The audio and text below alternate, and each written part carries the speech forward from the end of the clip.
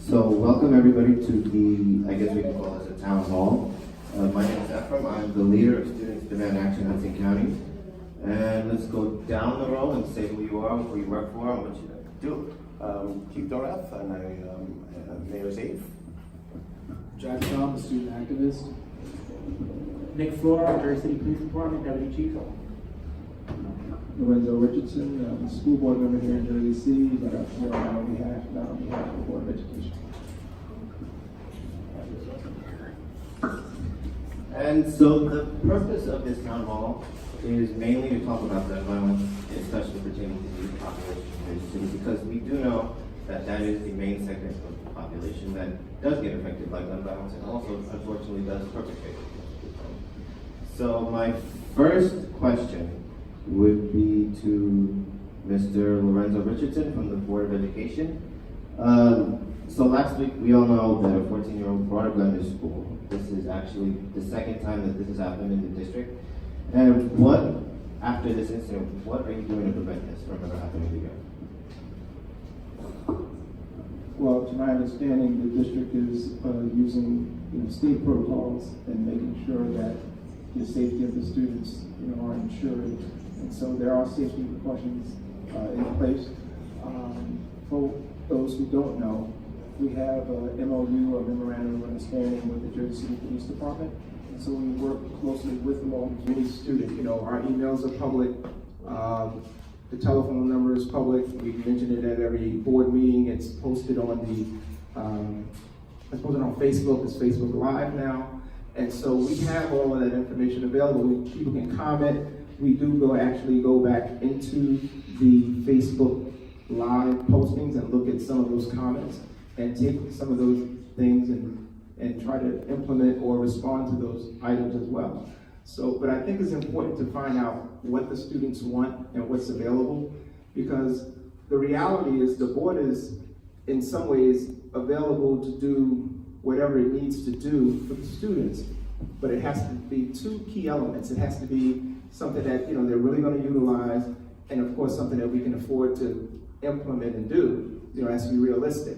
So with those two things together, we can make sure that those things happen, because even some of the things that go on now with drones and coding, some of that was student driven. And so we have those things going on, but it could be implemented in other places, but we have to hear from the students where they want it and where they would like it to be. We also have community schools at 23 and also at 15. And so these are some of the things that we're trying to do to get things rolling in other areas where there's a need, but we have to make sure that we're hearing from the constituents themselves, the people who are actually going to utilize these services and need them. We don't want to just put something there and then nobody comes. So we want to make sure we're hearing from the people to respond to what the need is. And for people that might not know, what exactly is a community school? Well, a community school is a school that would have additional resources. It could vary from anywhere from having multiple after-school programs, tutoring, mentoring. You could also have healthcare services in there. Even some schools are talking about getting a washer and dryer for students who may come to school. They don't have the ability to go to the laundromat and clean their own clothes. We can try to provide those services. Those are things that the district can try to work on that are not out of reach. And so we hope that those things can be implemented where they're needed, and then other things that can be brought to our attention as well. And we have the flexibility now with the Every Student Succeed Act, with the Title I funds, that we can look at options of how to utilize that money to best serve the students in each individual school. Thank you. Maybe also have. Yeah, there's a few city programs that are out there, and there's one called Jersey City Youth Works. That consists of the Jersey City Internship Program, the Jersey City Youth Council, which they'll all work for the Department of Recreation in different camps. The Department of Recreation actually has an interesting thing going on. It's called Rec Nation, where they've partnered with the schools, and they have late night recreation. Sometimes it's basketball. They have a couple of soccer programs as well, and those are how I look at it, safe spaces where kids could feel safe and you can go and play sports and and learn, and there's mentoring, and there's a lot of different things going on with the Department of Recreation. They're doing some good things over there. Thanks. So, Chief Floor, you work in investigations. Yes. And I know the problem with a lot of gun violence investigations is this idea of a no snitch culture. Based on your experience, based on what you've seen, what do you think are some of the main reasons that this no snitch culture exists, and maybe even some of your ideas on how we can get rid of that or lessen that as much as possible? I mean, our burden is, to make an arrest, our burden is probable cause, but to prove a case, we have to prove it beyond a reasonable doubt. So that's a high burden to prove. So whenever we do any type of investigation, but more particularly when a shooting does occur, we have a ceasefire unit, which is made up of a lieutenant, sergeant, and experienced detectives that handle all shootings, and they handle them as if it was a homicide. They do crime scene processing, they interview witnesses, they canvass the area, they do comprehensive investigations to try to arrest the actors that are involved and bring the case to a successful prosecution. So, I mean, we do have a tip line. It's 1-855 JCP Tips, Jersey City Police Tips, where individuals from the community, witnesses, victims can provide information to us, even anonymously, that often leads to making an arrest and furthering the investigation.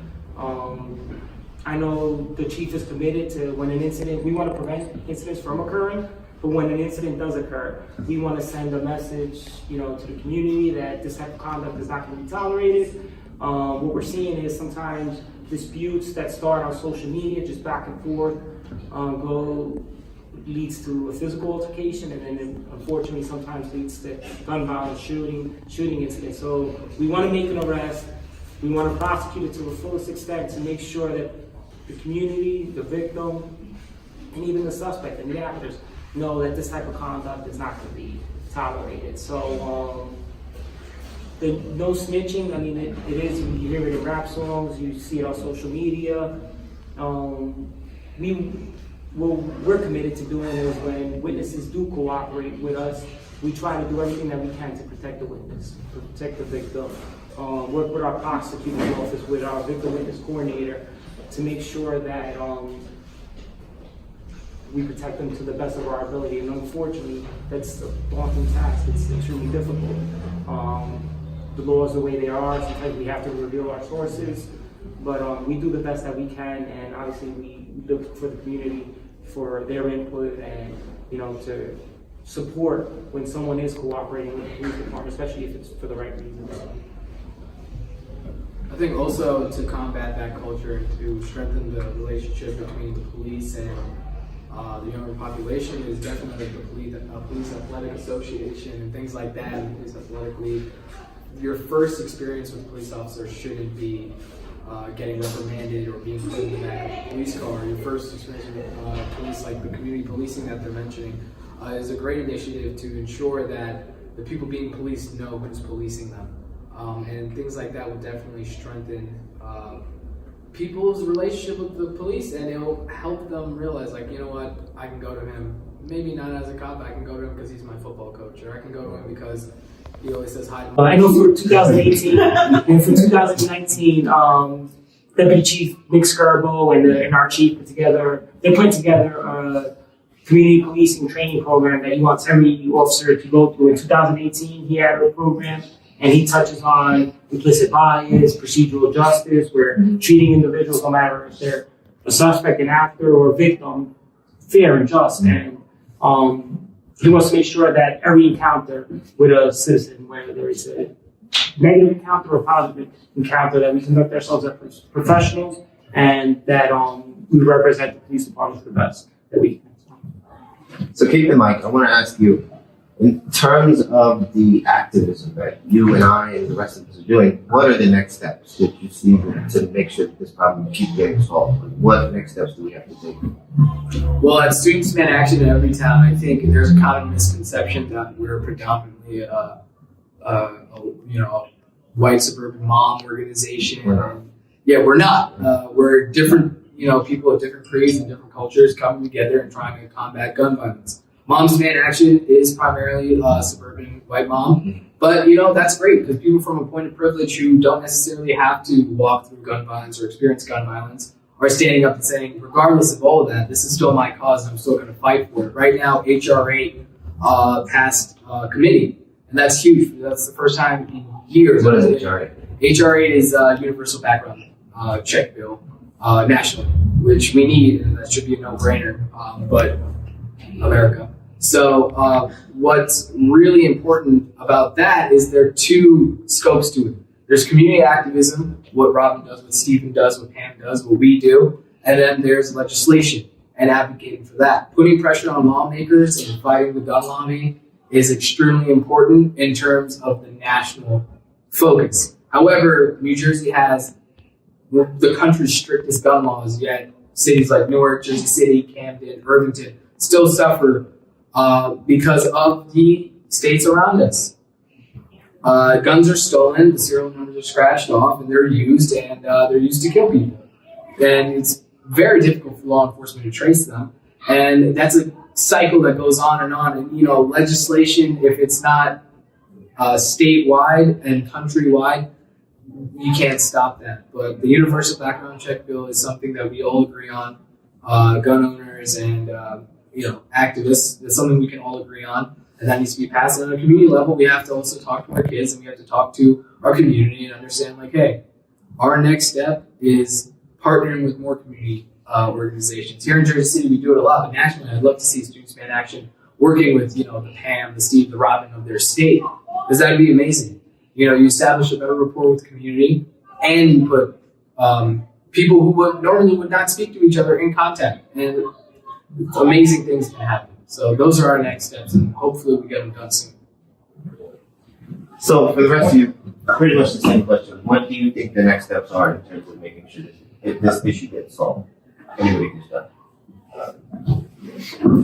I think the universal background check is a good start as far as the guns are concerned, because we've been dealing with that issue for a long time. And, I've been involved with anti-violence for close to 20 years. And so I've worked with the Jersey Public School students and administrators on anti-violence programs in the schools with former Councilwoman Violet Richardson for many years. And so right now, I think the real key is, having those programs that attract young people to want to get involved in as opposed to other activity. But then working amongst peers, the adults are really not going to solve this problem, to be quite honest with you. It's going to have to be solved within the peers, but they have to trust the adults to help them and go to the right people to get the help that they need. So that's where the disconnect is happening or not happening, or the connection is not happening. And we got to figure out how to make that work better.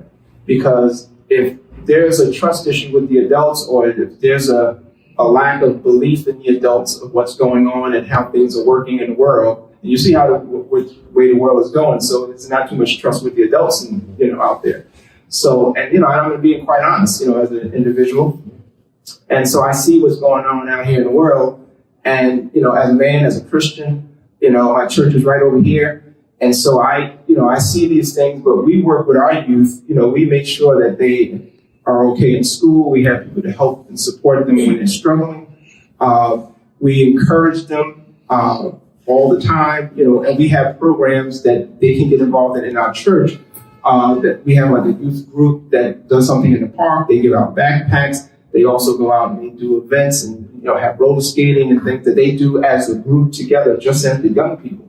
And we support that, and we drive them out there in our vans and support them and take care of those things and help them raise funds as well. So we want to make sure that we're doing our part, even as a church, as a little small pocket here in the city, that hopefully other things like that can go on throughout the city. And we try to encourage that through the after-school programs in the different schools. We open up our schools. We have that partnership with the city. And we're trying to figure out more ways to do more. But of course, we need some of that input from those students that are not attracted to the programs that are there. Why are they still out on the street? Tell us what you need. Tell us what you want. What are your concerns? What are your issues? And if we can resolve those issues, that's when we can really make a dent in what's going on with the violence and having people not turn to those ways. You put it a lot more eloquently. Reiterate that with the same. You know, I like that. See it all.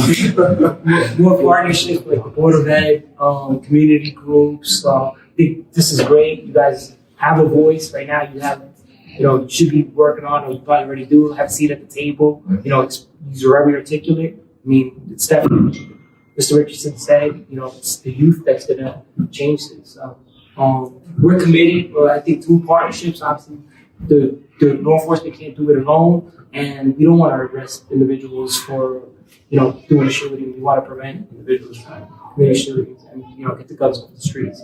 Right? Yeah, I think how I look at it is I do a lot of meetings, and usually I just sit in the audience and I do a lot of listening. I like to listen. I like to take notes. Sometimes, just speaking up all the time doesn't really help. So just listening, and it's just I think is effective, right? And I come back and I formulate the notes and listen to what everybody says, and then you use your strategy from there. But John knows me pretty well. I'm very connected to the youth, and the ears are always open to them because I do, and I agree with them. I feel like the problem solving will come from the youth. It's just where I lead. Cool. Yeah. Anybody have any questions? No. I have a couple of comments. Sure. I think a lot of what you all said, very, very impactful. I think the gun laws, the background checks, community policing, community schools are all part of this. I think there's so many different levels where people can get involved in advocacy with this, because when I look at the youth that we work with that often wind up in detention, like I always try to look, what happened 10 steps back, right? And like that old analogy of like we can keep pulling people out of the river, or we can find out why they fall in the river in the first place. And I think we do a lot of pulling people out of the river environment where they have access to positive peers. I think it's great when adult peers get involved, and we certainly utilize adult peers. But one of the things our organization I really want to start working on more is getting peers, peer support that's closer in age to the kids that are really at risk. Because I think, again, the solutions come from the youth, right? I think, our schools, I'd love to hear, the new programs that are coming on board. I love that the schools are opening up. I met with the director of recreation, and he said, yes, absolutely, have your mentors, like sign up the kids for rec and have them bring them to, because sometimes kids aren't going to just join. I mean, we have so many rec programs actually, but the kids that we need to go to them aren't the ones who sign up for them, right? But if you have a mentor who says, I'll go with you there, and then, they get the ball rolling, and then they start meeting other kids, other stuff happens. But I also think that we have certain policies that we're really well meeting. I'll give you an example, like with some of the substance abuse policies. We have kids that get kicked out of school, they have a positive, drug test. The school wants to keep their population safe, we get that. They want to encourage treatment, so they say, you need to go out and get treatment in order to come back to school. Well, you have substance abuse counselors in the school, and then you have the kids who need substance abuse counseling not in the school. And when you go to visit detention, you talk to those kids, you say, when's the last time you sat in a classroom? When's the last time you spent a full week in class? A lot of them, it's been months. They're just detached from the school system. I think as soon as we lose kids out of the school system, we lose them to the streets. The school to prison pipeline is very clear. So, I really want to get more involved in advocating for looking at that policy. If you have a kid who's testing positive for marijuana, I'm not an advocate for underage kids using marijuana by any means, but they're not a danger in the school. Chances are they're not going to be ripping the place up and throwing chairs around, right? Because they're on pot. They might be self-medicating. Why don't we find out why they're using? Why don't we find out what they're self-medicating? Instead of saying you have to go to treatment, and we're not going to let you back in until you get your treatment. And now I know I'm going to test positive, so I'm not going to go back. And now all of a sudden they're not in school anymore, and then it just leads to bad things. So I think there's so many levels of advocacy that we can get involved in, and I think school policy is one of them. I think, the community policing is great. When you see every now and then like the video of, the police officer who just like gets in and does the jump rope with the kids. Like you said, if your first interaction is something positive, that sets a tone, right? I just think there's a lot of ways for us to all get involved. And I'm so excited by the fact that there are so many young people in Jersey City who are taking this up, who are encouraging others to get involved, and want to play a role in this. So I just thank you guys for putting these kinds of things together. I think consistency is super important. If there's anything that I've learned in working with youth, they've been disappointed by a lot of people. The youth that we work with individuals from 5 to 21, mental health, substance abuse, juvenile justice involvement, developmental disabilities. A lot of these kids have had adults come into their life and promise things and they don't show up. And I think anybody who wants to get involved in real advocacy with youth has to be consistent. So that's, when somebody says to me, I'd really like to be a mentor, and I said, okay, let me tell you what that really involves. Because that's not, I'm going to do this a couple hours a week, I'm going to go on vacation. Oh, I forgot to call that kid. Oh, I told him I was going to show up here. You can't do that. You can't do that to kids because the trust is already so fragile. And as soon as you start with inconsistency, it just falls apart. I mean, if I could just talk about what you just said, because I mentored 2 students in the district from the 5th grade until they graduated. And they just graduated last year. And they were twins. And I did it through Big Brothers Big Sisters, who Councilwoman Viola Richardson helped bring in and try to help expand the program, because they were really struggling trying to get mentors. And so I said, I'll give it a shot. So, I met the young man, and so his brother was struggling keeping a mentor. And so he went through like 2, 3, 4 mentors. And then I said, these young men, and I really literally, truly, dearly love them with all my heart. And and I cried, when the program was over and everything. You can still stay in touch and everything with the family, because I know the aunt, the grandmother, the grandfather. And so we talk and we see each other on a regular basis. I do have a responsibility, because I lived here all my life. I grew up in Montgomery Projects right over there, which has been torn down and being rebuilt. And so I've seen everything that you could possibly see, from the good to the bad and to the worst. And so I understand the responsibility of what it takes to, raise, be part of that village to raise a child. And so I was more than willing, and I think it was just God's intervention that we were connected, because we had a similar situation. I'll just share a little bit, and I hope it's not a bad thing to do, but their father was deceased, my father was deceased, so we had a connection there, and that's how they kind of wanted to put us together. And that's how, through some of that and some of our other experiences, we kind of, came close together. And so, and I love these 2 young men, and they grow into adults, and they're doing things and working, and bumped into me in the McDonald's over there on the city line near Bayonne. And she said, I just want to give you a hug. Can I give you a hug? And I said, okay. And so she hugged me and she said, I just want to say that, when people get on that board, they change, and I just want to say that you haven't changed, and please, whatever you do, please don't change who you are. And I said, well, ma'am, I appreciate that comment. I said, I don't know how to change. This is who I am. I told everybody who voted for me, this is what you're going to get, because I don't know what else to do. This is who I am. I'm showing you who I am every day. And so I try to literally, walk the walk, as they say, because you really do, over time, young people will tell you, just like with teachers in the classroom, like when you go to college, you know who really cares about you and who doesn't care about you, and who really cares whether you pass or not, and all those things. Students see that in the adults in their home. They see that in the community. They see that whether they interact with the police. All this stuff is connected. And so I have a knowledge of that, because growing up here, being here all my life, I see that, and I've seen that through experiences and growing up with people who I've lost friends. And so I have a full with your resume if you need them. or I'll connect you with somebody who you want to sit in the office with and do it. You let me know, give them my number, and I don't have a problem with that.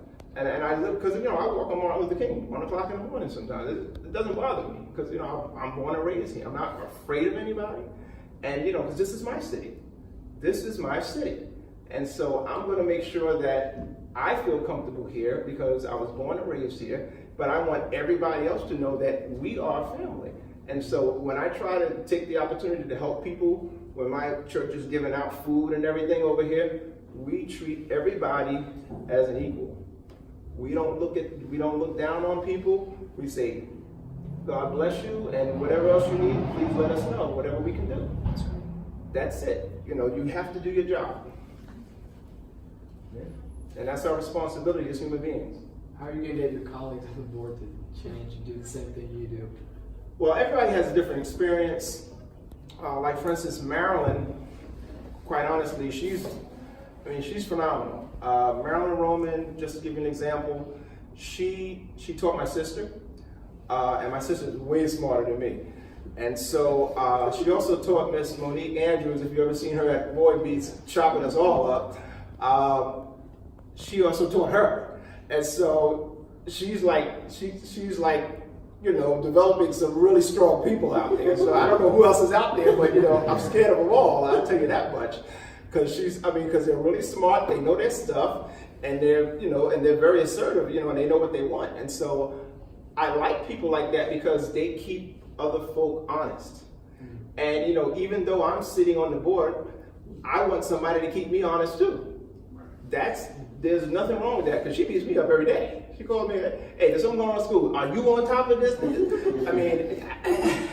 And I tell her what I can, because some things are confidential. And so I let her know we're working on this, we're working on that, we're taking care of these things, don't worry. And so we need to have people like that. And so Marilyn, again, Gerald, he's always helping children. But he's kind of silent in the background, but he knows so many people. You go on Facebook, he has like 1,000 likes. I got maybe 20. And so, but he's helped so many children over the years, and they come back and they love him because he wants every child that he comes across to be successful. And so, as an educator, he's doing that. Marilyn's doing that. Masab, he's working with students all over the place, and he's just young, dynamic, has all that energy. And so it reminds me of when I was in school, and back in those days, and I said, wow, this is it's just incredible. You just have a dynamic group of individuals. Mr. Sudan Thomas, the leadership and making sure things get done. And we have a lot of hard decisions to make, and sometimes there's things that we're making decisions about that you don't know about yet that we have to work on, and it takes a lot of work to get to the point when we vote on things. And so there's a lot of groundwork that takes place with that, and his leadership has been very instrumental in that. And so, and again, with the rest of our board members, Pastor Fernandez, having a religious perspective, and Joan Terrell, who used to work for the city under Ms. Holloway, her wisdom, she's like another Marilyn on there, so she's really great.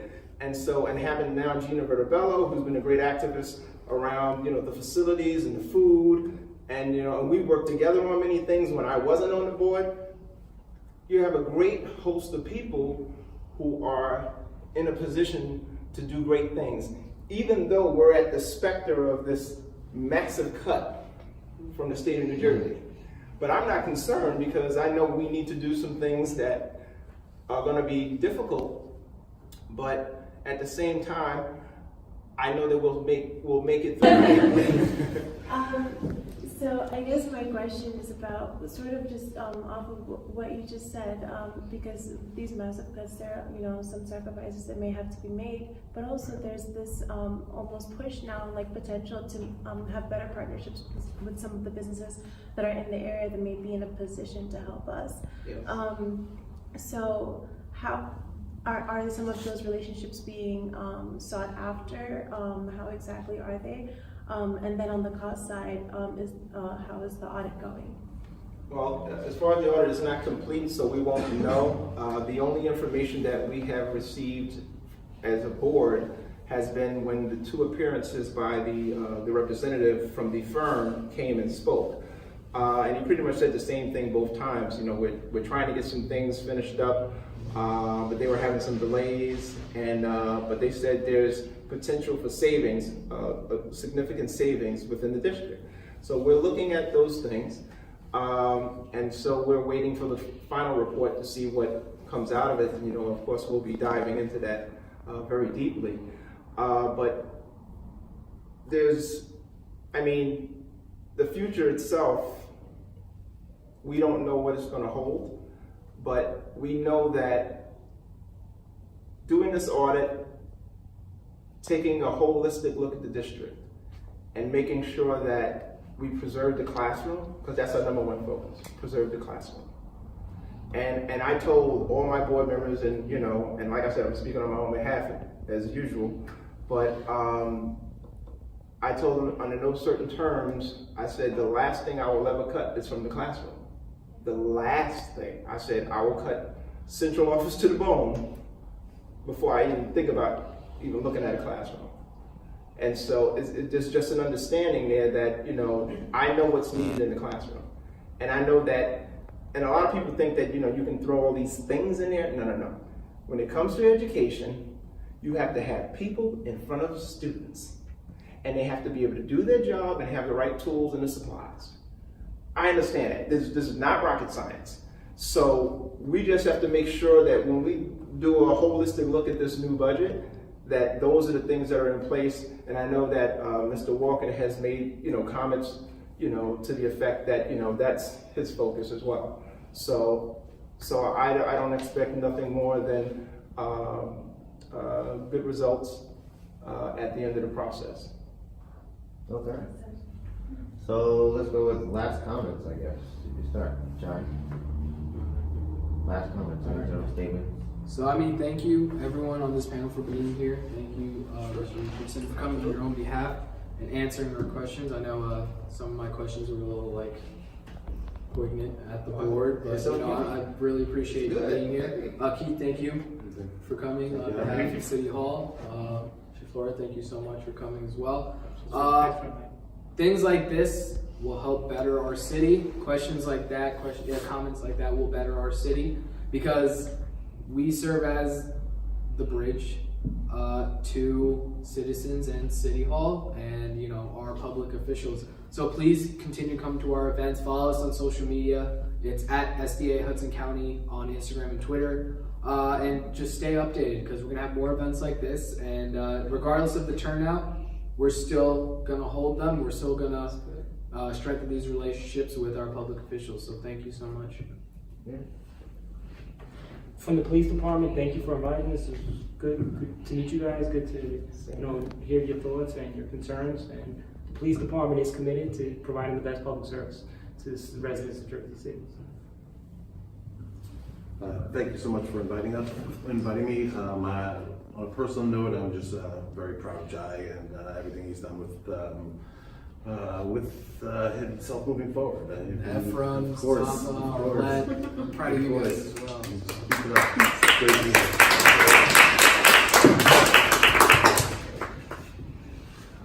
I would just, well, first I'd like to, you know, thank you for the opportunity to speak here in your forum. I would like to also say that with any work that gets done here, and if you look back at history, it's always been driven by young people, you know, from the Martin Luther King movement. Well, it wasn't even Martin Luther King, he was the young person they put there, but they put on the city, and it does take the students and the residents and the community to come together, as well as the board, to make sure that those things happen, because the city, the police department, the Board of Ed, the resources are there. And so, but the people and the will and the bodies to make things happen, and the people who are the change agents are the young people who can make those things happen. So we have to have everybody in the room, they have to have a voice.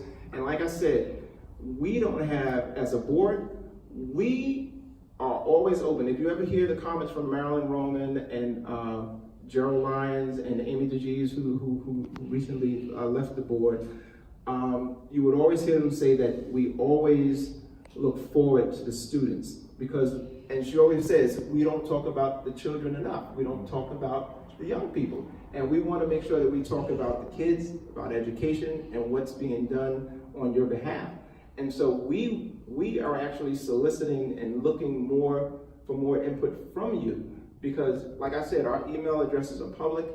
We are more than happy to answer questions, or even to sit in forums like this and talk with you. We even have, our own studio at Snyder High School. Maybe you can come to our studio and we can have a conversation, work that out with the district and see how they can make that happen. But we would welcome that opportunity, because we need to have this dialogue, because we have to make sure that we have a clear connection of communication between us and the students to make sure that your needs are being met. Because that's going to be the key to turning a lot of this around. Because when your needs are being met, there's no time for this other stuff out here. There's no time for the nonsense, because you're focused on what your needs are, and your needs are being met.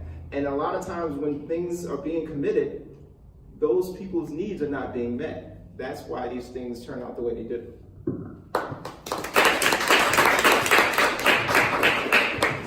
I just want to take the time to thank everybody for coming today. We heard some great responses to our questions, and hopefully we can take some of the things that we heard today and implement them into solutions. So thank you everybody for coming. Thank you.